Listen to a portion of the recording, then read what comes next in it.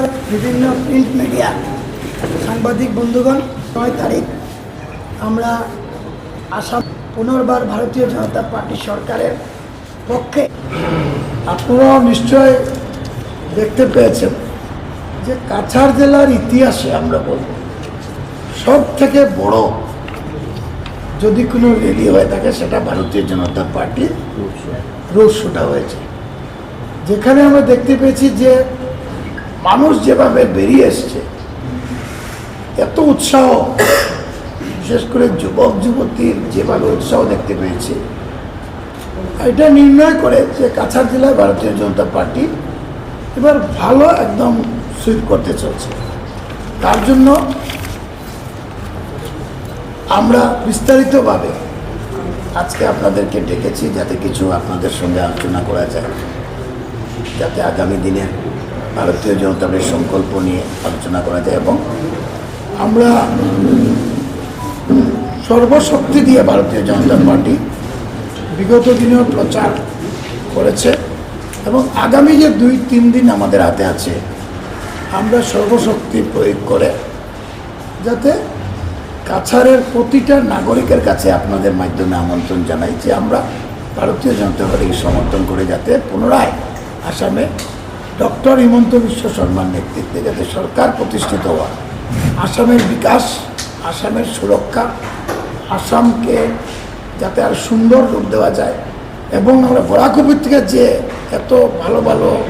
কাজ হয়েছে সেই কাজ সম্পূর্ণ করা এবং আগামী দিনে বরাক উপত্যকার জন্য আরও অনেক ভালো ভালো যোজনা আমাদের কাছে আসতে চলছে। বরাকের উন্নতির জন্য আমরা যাতে ডক্টর হিমন্ত বিশ্ব শর্মা মহাশয়কে পুনরায় জিতিয়ে আনতে পারি এবং একটা সিট কাছাড় জেলার। আমি আপনাদের বলবো, কাছাড় জেলার এই মুহূর্তে আমাদের কাছে যা খবর আছে, কাছাড়ে কোনো, আমরা মনে করি কংগ্রেস আমাদের কোনো প্রতিদ্বন্দ্বী নই, কংগ্রেস অনেক পিছনে,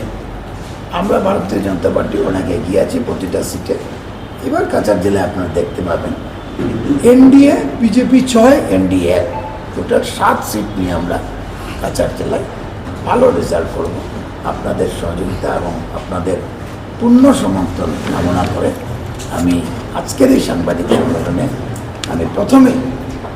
আমাদের 5 বছর সরকারের কিছু অ্যাচিভমেন্ট নিয়ে কথা বলবেন আমাদের রাজ্যসভার সাংসদ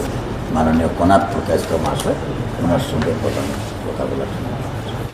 আজকের দিনে আমরা এখানে বরাক উপত্যকায় আমরা বাংলা যে সংকল্পপত্রের যেটা ভার্সন যেটা আছে সেটা আজকের দিনে আপনাদের সামনে এটা রিলিজ করব। সাংবাদিক বন্ধুরা, আপনারা সবাই জানেন যে বিগত 1 দশকে আসামের বিভিন্ন ক্ষেত্রে ভারতীয় জনতা পার্টির সরকার আসার পর যে পরিবর্তন হয়েছে, সেই পরিবর্তন 2016 বা 14 সালের আগে সেই পরিবর্তন আমরা কখনোই পরিলক্ষিত হয়নি যখন কংগ্রেসের সরকার ছিল। যার জন্যে এবার আমরা এই 10 বছর পূর্তি এবং ডক্টর হিমন্ত বিশ্ব শর্মার নেতৃত্বে বিগত 5 বছর যে সরকার যেভাবে আসামকে পরিচালনা করেছে এবং আমাদের মাননীয় প্রধানমন্ত্রী নরেন্দ্র মোদীজির যে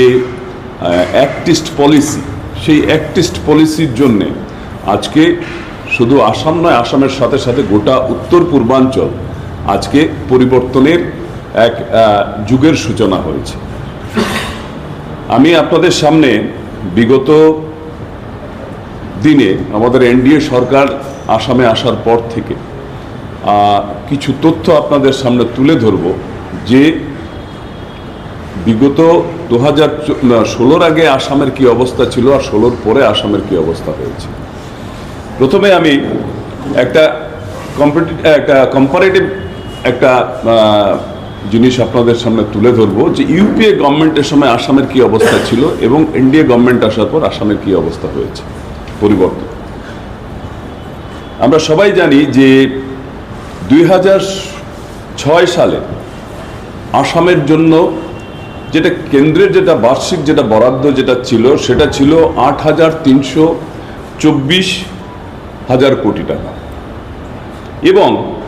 2006 থেকে 2016 সালের মধ্যে মোট কেন্দ্রীয় সহায়তার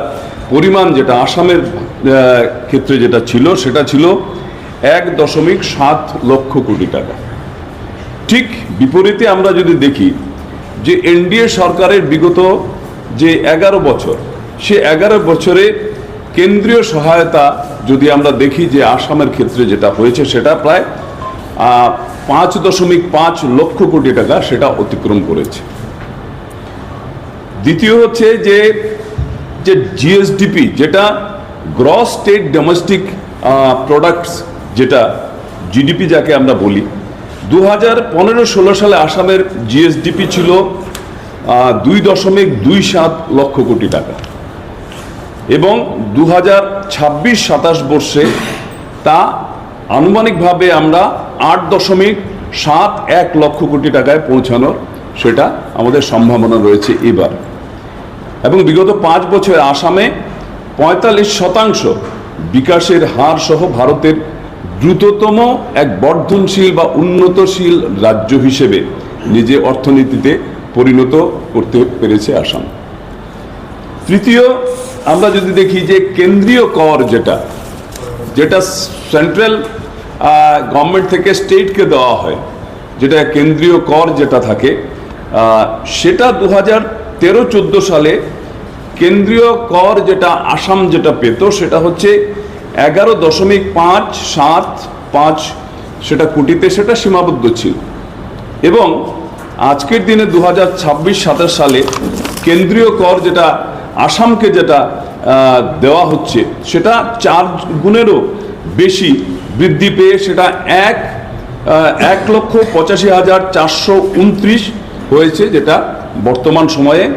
আজকের দিনে আমরা আসাম যেটা কেন্দ্রীয় সহায়তা যেটা পাচ্ছে করের মাধ্যমে। মাথাপিছু আয় যেটা ছিল সেটা 2011-12 যেটা অর্থবর্ষ ছিল, সেখানে মাথাপিছু আয় ছিল আমার আসামের 41.142 টাকা, যেটা পরবর্তীতে 2025-26-এ সেই মাথাপিছু আয় সেটা আজকের দিনে 4 গুণেরও বেশি আজকে বৃদ্ধি পেয়েছে, এবং 4 গুণের বেশি বৃদ্ধি পেয়ে আজকে মাথাপিছু আয় আসামের প্রত্যেকজন নাগরিকের 1,85,429 লক্ষ টাকায় গিয়ে দাঁড়িয়েছে। আজকে যদি আমরা দরিদ্রতার হার যদি আমরা দেখি, যে আসামে প্রভার্টি যেটা ছিল যেটা পার্সেন্টেজ যেটা ছিল ইউপিএর যখন সময় ছিল, ইউপিএর সময় সেটা 36.97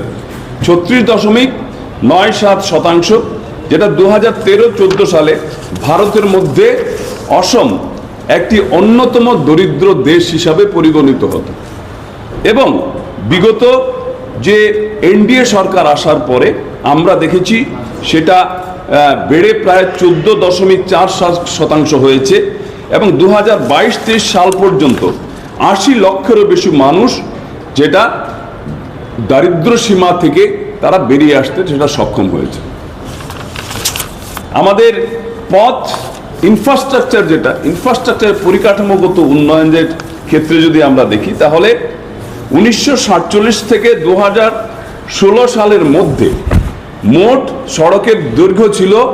48,725 কিলোমিটার, এবং 2016 থেকে 2026 এখানে সড়ক নির্মাণ হয়েছে প্রায় 65% সেটা বৃদ্ধি পেয়েছে, এবং সেটা গিয়ে 80,500 কিলোমিটারেরও বেশি গিয়ে সেটা পৌঁছেছে। আমরা সেই সঙ্গে আমরা যদি দেখি যে মহাবিদ্যালয় বা বিশ্ববিদ্যালয় সরকারি এবং বেসরকারি ক্ষেত্রে আসামের, যেটা 2016 সালে আসামে 473টি কলেজ ছিল এবং 21টি বিশ্ববিদ্যালয় ছিল, এবং আজকের দিনে 2016 থেকে 2026 সালের মধ্যে আমরা এই সংখ্যা বেড়ে 611টি মহাবিদ্যালয়ে পৌঁছেছে এবং 32টি বিশ্ববিদ্যালয়ে দাঁড়িয়েছে। মেডিকেল কলেজ যদি আমরা দেখি, মেডিকেল কলেজ 2014 সালে আসামে মাত্র 6টি মেডিকেল কলেজ ছিল, এবং আজকের দিনে আমরা 2016 থেকে 26 সালের মধ্যে মেডিকেল কলেজের সংখ্যা বেড়ে দাঁড়িয়েছে 14টি, এবং আরও 10টি কাজ চলছে। ক্যান্সার ইনস্টিটিউট, এখানে বলা হয়েছে যে 1947 থেকে 2016 সালের মধ্যে আসামে মাত্র 2টি ক্যান্সার ইনস্টিটিউট ছিল। আজকের দিনে আমরা দেখেছি যে 17টি এরকম স্পেশালাইজড ক্যান্সার ইনস্টিটিউট আজকের দিনে আমাদের এই আসামে নির্মাণ করতে আমাদের সরকার সক্ষম হয়েছে। তো চিকিৎসা ক্ষেত্রে আমরা যদি দেখি যে 2016 সাল অবধি আসামে স্নাতক পর্যায়ে চিকিৎসা শিক্ষার আসন ছিল 726টি, এবং স্নাতকোত্তর পর্যায়ে সেটা ছিল 416টি, এবং বর্তমানে স্নাতক পর্যায়ে আসন সংখ্যা